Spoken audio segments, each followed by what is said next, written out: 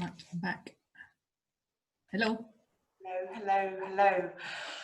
So good morning, everybody. Welcome to today's question and answer Ask an Expert webinar on retirement planning. My name is Melissa and I head up the events and marketing at Fiducia Wealth Management.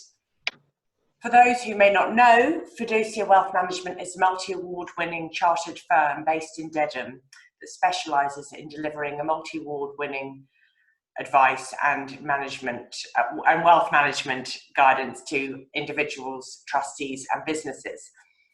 Our partner today is Lambert Chapman, an independent practice of chartered accountants, auditors and business advisors with offices in Braintree, Malden and London. Now, before we get started and I pass you over to today's presenters, I'm going to walk you through the agenda, tell you how it's all going to work, and also just outline a few house rules. So first of all, this session is being recorded. If you would like a copy of the recording afterwards, I will be sending out a follow-up email and I can then send it to you using WeTransfer. Also, please do keep your microphones muted throughout the webinar. You may have questions, we hope you will, throughout, in which case you can use the chat facility and I will field those as we go. Other than that, I hope you're in a good mindset and ready to receive some questions, answers to your questions. Obviously, we'll be focusing on the questions which we marketed initially, but then we'll be tackling any questions that you put to us throughout the webinar. First of all, I'd like to introduce, I'll be passing you over to Lucy Orrow, a chartered tax advisor and qualified trust and estate practitioner, who will tackle the questions of a more accounting perspective. Once again, we'll have a quick Q&A session following Lucy, and if any of the questions that you put at that time relate to Susie, then she will answer those too. After that, we will pass over to Susie, a chartered financial planner and director at Fiducia, who will answer retirement planning questions of a more financial nature. So without further ado, I'd like to pass you over to Lucy. According to the way we marketed it, the first three questions are those which Lucy will be tackling first of all. So the first question was, I own shares in the company where I work. It pays a nice annual dividend. Should I keep the shares or sell them before I retire? The second question was, what else should you do before you retire? And the third one was, what happens to your tax when you retire? So, Lucy, would you like to start with those and then we'll crack on? Thank you. Thank you, Melissa. Good morning, everybody. It's a nice sunny day today, so we hopefully won't keep you too long if you're able to get out into your gardens. So working through those questions, I own shares in the company where I work. Should you sell them before you retire or keep them to keep the income coming in? So with tax, the answer is it always depends. Do you need the income from the dividend? Is it something that will top up your regular income and therefore it makes it more ideal to keep hold of them? Does the income outweigh actually the amount of capital you would receive on the sale because the shares might not be worth very much? If you choose to sell the shares whilst you're still working for the company, and it's a trading company that's not listed on the stock exchange, you may be eligible for business asset disposal relief. Now, this used to be known as entrepreneurs relief, and you may have seen it in the press quite a bit recently. You need to own at least 5% of the shares in the company, or have received them through what's known as an EMI share scheme. And then your capital gains tax rate will be restricted to 10% of any gain arising. If you were to keep hold of the shares for a few years to keep the income coming in and then sell them after you retire, depending on your other income levels, the tax rate could increase to 20%. Now, this is based on current tax rates, and we don't know what's going to happen in the autumn statement budget, so we have to wait and see. So the second question What else should you do before you retire? I'm sure Susie will talk about this at length, but you can make additional pension contributions to top up your pot. Currently, it's still possible to claim higher rate tax relief for pension contributions made. And again, there's always talk of removing this relief, and it was a surprise really that Rishi Sunak did not mention this in his recent statement to the House. So we keep our eyes open on that one. Gross contributions, annual contributions of up to £40,000 can be made by both the, in total by the employee and employer. This is subject to the level of your earnings and can be restricted if you earn a high amount. But I'll let Susie maybe go into some more of the detail on that. Third point, so what happens to your tax when you retire? Once upon a time, many employees would have been on a final salary pension, and so would have been no worse off when they retired. These are rare now, and for those of us now working, you just don't see them, so it's likely that our income will drop when we retire. So our tax should go down, and potentially we'll have no tax at all to pay, which is good. We all like that, not having to pay tax. But the flip side to that is, are you somebody that makes charitable donations? Have you always ticked the gift aid box on the form without really thinking about it? Once you retire, if you're not going to pay tax, then you do need to think about not ticking this box, because the gift aid allows the charity to reclaim tax paid by you from HMRC, and if you haven't paid any tax, HMRC will come looking for it. So as a non-taxpayer or a low taxpayer, you may wish to think about no longer gift aid in your donations. You can still make charitable fund payments, but just don't tick the box, and then you then don't have this risk of having to pay extra tax. And that's really, I guess, three quick thoughts. Each individual will have specific questions. Some things will depend whether you're an employee or self-employed, as to your position, whether you have investment income. Currently there are reliefs available for dividend income and bank interest, which means you don't pay tax on the first element of those. It's just a case of knowing what your income sources are as to where your tax position may end up. But I'm happy to pass over to Susie now for her 3 points, and then I'm happy to ask any questions if people have specifics they want to look at. Thank you. Thanks, Lucy. That's interesting, really interesting. Welcome, everybody. I hope that you're having a good day, and like Lucy said, we'll try not to keep you too long, bearing in mind the lovely weather out there, unless, like me, you're in the office today, in which case you won't be taking advantage of it, even when this finishes. Again, going back to any element of financial planning, like with tax advice, one thing I always say is that every individual circumstances are different, so try not to rely too much on stuff that you may hear, like at sessions like this today. It's always best to make an appointment or have a quick chat with a individual or an expert who may be able to answer your specific questions if you have any, because every good plan should be tailored to an individual's actual bespoke situation and needs.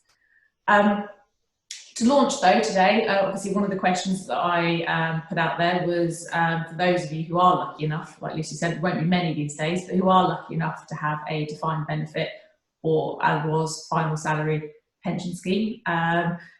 A lot of the times we get people approach us because more and more now schemes where those pensions are in place are actually writing out to the members, often deferred members, so they're pensions that relate to former employment, so where people no longer work, with very, very, or what look to be very, very attractive transfer values. Now, a few years ago, the government changed the rules in terms of pension freedoms, and all of a sudden it's opened the door to people potentially transferring their final salary pension benefits into a personal pension type arrangement, whereby they can then access the benefits flexibly rather than having to take them in the way prescribed by the scheme under the final salary route. Now, the schemes, some of them are a bit cheeky, and they send out these transfer values even when they haven't been requested by the member, purely because they are trying to encourage, I suppose is probably a bit strong, but broadly encourage people to consider transferring away.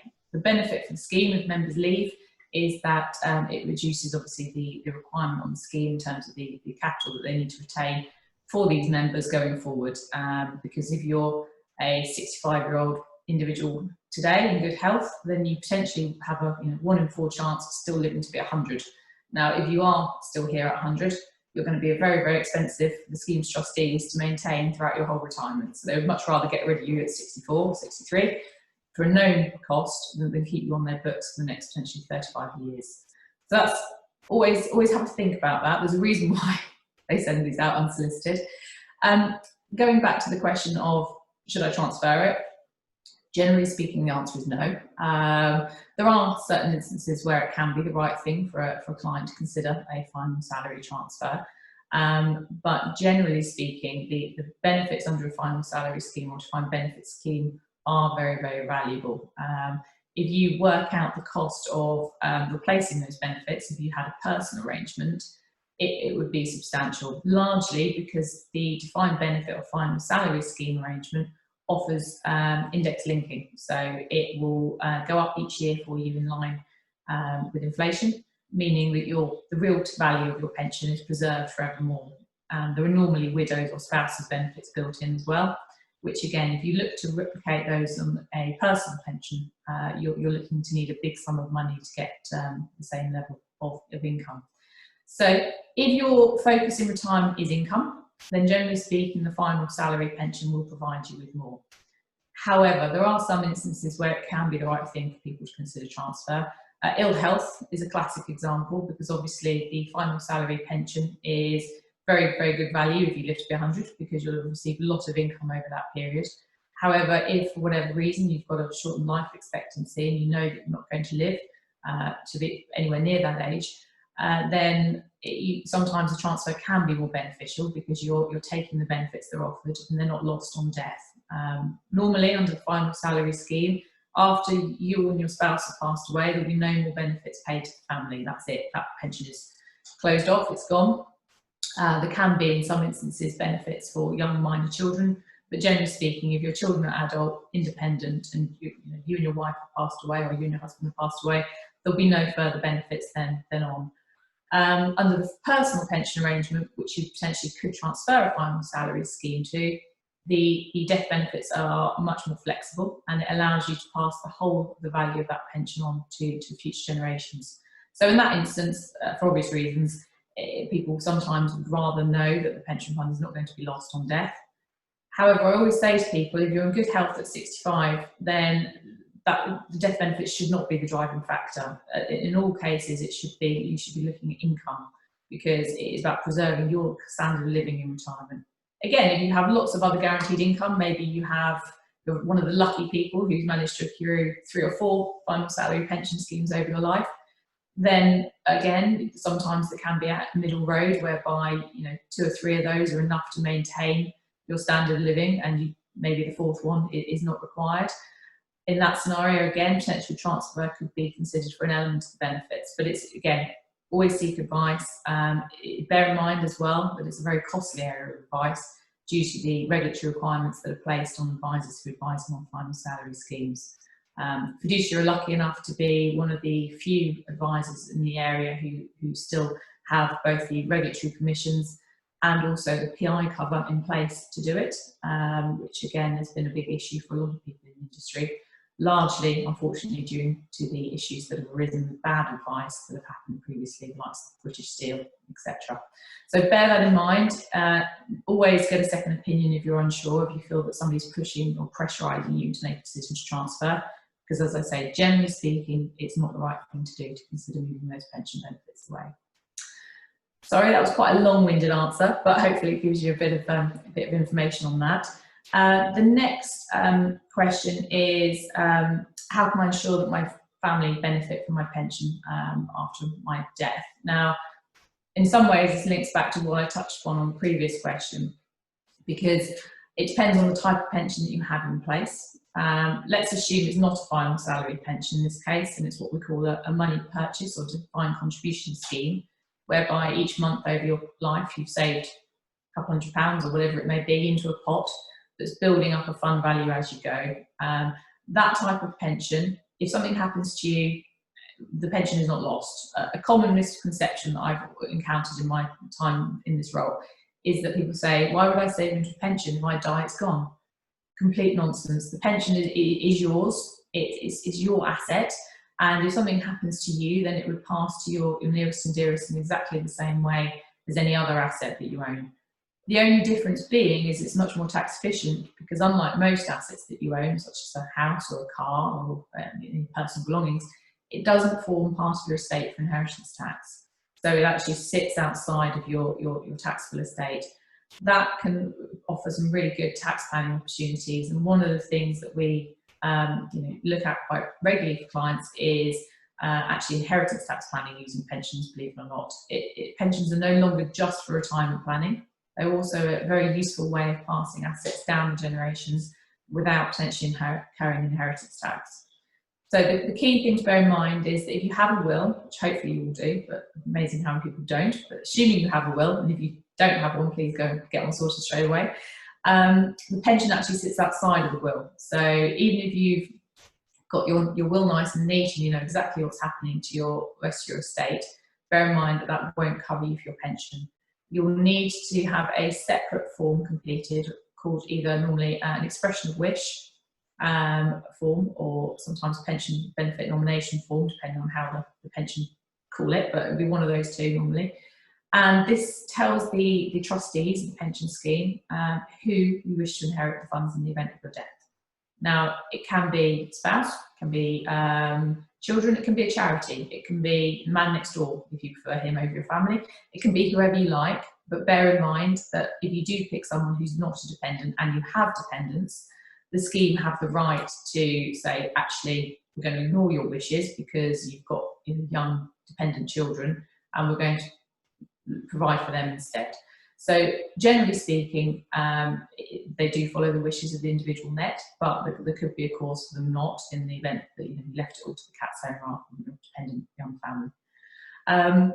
But as I say, pensions are an asset that can be passed on. They're very much there. Just make sure you've got the relevant nomination and beneficiary forms completed, and make sure they're up to date as well. That's about it on the death benefit side. I could go into the tax side of it, but that might be more for Lucy. The other question is, how do I know how much capital I would need to generate an income to provide for my family's needs throughout retirement? Now, like all these questions, it depends on individual circumstances. I have some clients who can quite happily get by on just their state pensions each year, and I have other clients who require £5,000 a month to keep the lights on and live the standard living they wish to in retirement. So the income that you will require in retirement is very individual to you and will depend on what ultimately you wish your retirement to look like. But once you've got that figure in mind, and I always say to people, if you're currently living on, I don't know, let's say for argument's sake, you've got a combined household income of £80,000 a year. If you're coming to me and saying that, yes, we currently have £80,000 a year, which we spend, but actually we're only going to need £20,000 a year in retirement, I would probably urge some caution over that, because the reality is, unless you want a very, very different standard of living retirement, which most people don't, you're going to broadly need a similar, within reason, level of income to what you receive from your employment. The difference is being, obviously, hopefully, by the time you retire, you'll have paid off your mortgage. So that can provide, obviously, some savings there. And other people, as I say, are quite happy to take the dog for a walk and do things that are free. But if you're looking to go to shows in London and lunch out a lot, then bear in mind that doesn't happen for free. So first thing to do is get an idea of what you think your retirement income or expenditure will be. Now, if you're young, if you're in your 20s or 30s, I appreciate that sounds like a ridiculous thing to even consider. But it's good to have a goal. And what I always say is the plan can be adjusted and should be adjusted, because the reality is life will not be, will never go to plan. You'll make plans and they'll have to change. And COVID obviously has shown us that very, very acutely. Even best laid plans can come unstuck when something such as a global pandemic comes into the mix. But if you start with a plan, at least you are aiming for something, and that those aims can change, and you might have to adjust the process along the way to correct your course. But at least you have a goal. So start thinking about it, even if you are young and have a long way to go to retirement, because it's part of the getting your head in the right space to make the small changes. Again, when you're young, you can save large sums of money just due to the benefits of time and compound growth using relatively small sums. And this is one of the, I won't touch on it today, but it's the presentation we have done previously called Who Wants to Be a Millionaire? And it's really talking about the benefits of compound growth by making small lifestyle changes when you're young, and the impact that can have later in life. And we are talking, big sums of money once you factor in compound growth over 30 or 40 years. So if you have anyone here who is in their 20s or 30s and isn't yet saving into a pension, or you have anyone in your family who's in their 20s or 30s and isn't yet saving into a pension, please give them a nudge, because they will thank you very, very much later on in life. And one thing that we often actually do for clients is suggest that grandparents potentially can look to start saving into a pension for young grandchildren. Again, it's sometimes a nice legacy gift whereby it's not going to get spent on a nice round the world trip when they're 18. They can't access it under the current rules till they're at least 55. So you know that it's going to, hopefully by which time they'll be a bit more sensible than they are at 18. Looking at my own children, I somehow doubt it, but you never know. Anyway, I digress. But at least then they've got a pension, and if that's set up for them as in some cases we've set them up for infants. By the time they get to 65, that compound growth and even a small initial sum should be quite helpful for them. So broadly speaking, have a plan. Then you need to, once you've got the plan, figure out, well, okay, this is the end result. This is the amount of income I want. What capital lump will I need to generate that? And this is not an exact science, but broadly speaking, we suggest to people that a return of, or an income of about 4% a year is likely to be sustainable through retirement. So what does that mean?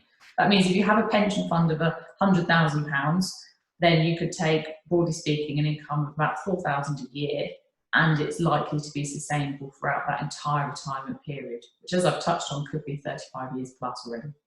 So bear in mind, you can take more than that. I'm not saying this is, a hard and fast rule. You can take as much as you like now under the current pension rules. But if you have a pension fund of £100,000 and you say to me, I want to take £20,000 a year from it, fine, provided you haven't got any plans for further than 4 or 5 years down the line. Because even with some growth, obviously that income is not going to be sustainable from a fund of that size. So once you've then got the capital sum you need, you can obviously work back and figure out, well, how much do I need to contribute on a monthly basis to get me to that capital sum. Broadly speaking, this is something we do for clients as well under the heading of cash flow planning, and it can be very valuable. Obviously, as I say, it's based on assumptions and doesn't take into account epidemics or pandemics such as COVID, which can throw the plans, of course, but it will give you at least a starting point in life to know, well, this is what I want, this is what I need, how am I going to achieve it? Okay, so that's that. I think we did have a couple of questions come in as well, didn't we, Melissa, before the event? Absolutely. First of all, I think Lucy wanted to, have I shared it? I think I just shared Lucy's details. Yes. Have I just shared that with everyone? Yeah, perfect. So Susie will be doing the same. So if you want to ask Susie anything directly after this session, you can do. In the meantime, I have had a question come in from Steve, who says, I have 2 pension plans. One is a final salary scheme, a defined benefit pension, which is due to start when I'm 65. The other is a defined contribution scheme managed by Fiducia. My question is regarding the tax-free lump sum. Can I take 25% of each of these pots? And if so, when can I take it? So the tax-free lump sum is different between a final salary and a personal pension. So the personal pension is obviously the really straightforward one, so we'll start there. But broadly speaking, the pension has a value. It can be accessed at any age from 55, so you can take the tax-free cash at any age currently from 55. We believe that that's likely to increase in line with the state pension age within 10 years. So the state pension age is going up to 68. It's highly likely that the minimum age for accessing pensions will go up to 58, but at the moment it's still 55.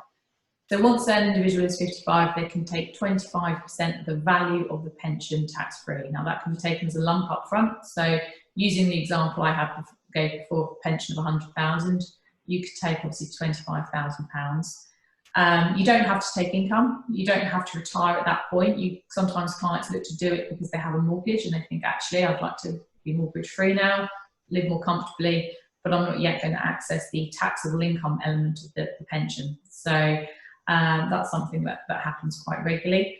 However, you don't actually have to take the lump sum all in one go. It could be that actually you only need £5,000 or £10,000 for a car, and you think, well, I'll just take an element of my tax-free cash now to pay for that car or whatever it is, your nice holiday or new kitchen, and leave the remainder of the tax-free cash within the pension fund, hopefully still growing in line with the underlying investments, to be taken at a later date as and when needs arise. Or it can be phased out as tax-free income. So there's lots of different options now around pensions as to how people look to take benefits. But 55 is the magic age for a personal arrangement. The final salary scheme, which I think you said had a retirement age of 65, it's up to the trustees of the scheme when they will allow you to access that pension. But broadly speaking, most final salary arrangements will allow you to access it within 5 years of the normal retirement date on the scheme. So the normal retirement date when you get your full pension is 65. You are likely to be able to take a reduced pension and a reduced lump sum from 60. But obviously bear in mind, because they're going to be paying you the lump sum and the income for 5 years more, they obviously reduce the amount down that you get. So you don't get as much as if you wait till you're 65. We're unlike the personal arrangement as well. On a final salary scheme, you can't just take the tax-free cash. If you take the tax-free lump, you are then also having to receive the taxable income, which is not necessarily the right thing to do. If you're cusp of higher rate tax or additional rate tax, you might not want that added income at that moment in time, because bear in mind it will be added to all your other taxable income and taxed accordingly. So it really depends on circumstance. It's also not quite as simple to say it's 25%, because obviously there's no fund as such for the final salary scheme. So it depends on the rules of the scheme as to how that ultimately is calculated. Normally, schemes will have sort of standard amount of tax-free cash that you can take. And then if you wish to take a higher amount than what's quoted there as standard, you'll have to give up some of your income. So often they allow you to, for instance, sacrifice, for every £1 of income that you sacrifice, you get an extra £12 of tax-free cash. That is not normally that generous when you actually factor that through to a whole life expectancy. So it comes back to this question of, should I take a higher pension and no tax-free cash, or reduced tax-free cash, or a lower annual pension and a higher amount up front? Well, if you don't have a mortgage or you don't have a lump sum requirement for that cash, and you have a standard life expectancy because you're in good health, you're likely over your whole lifetime to be better off by taking the higher income, particularly once you factor in that that's going to index up each year with inflation. But obviously that's one thing none of us know is how long we're going to live, unless you've been diagnosed with something, and in which case, that's obviously a different scenario. But for somebody who's in good health, generally speaking, taking a lower tax-free lump sum and a higher pension from the final salary scheme is the right thing to do. Hopefully that answers what Steve needed, but happy to answer any other further questions if you have any. Yes, yeah, I mean, I don't know if that's provoked any other further questions from anyone here today. It doesn't look as if it has, but as ever, you might think of something later today, in which case you've got Lucy's details, Susie's details, and you can also reply to the registration email to myself, which you all received.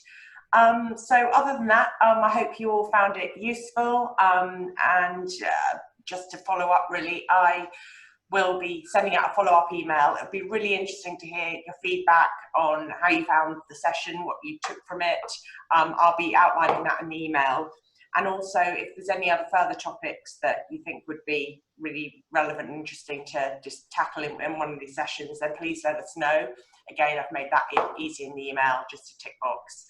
Other than that, I'd like to thank you all for attending, and thank Lucy and Susie for their time and expertise.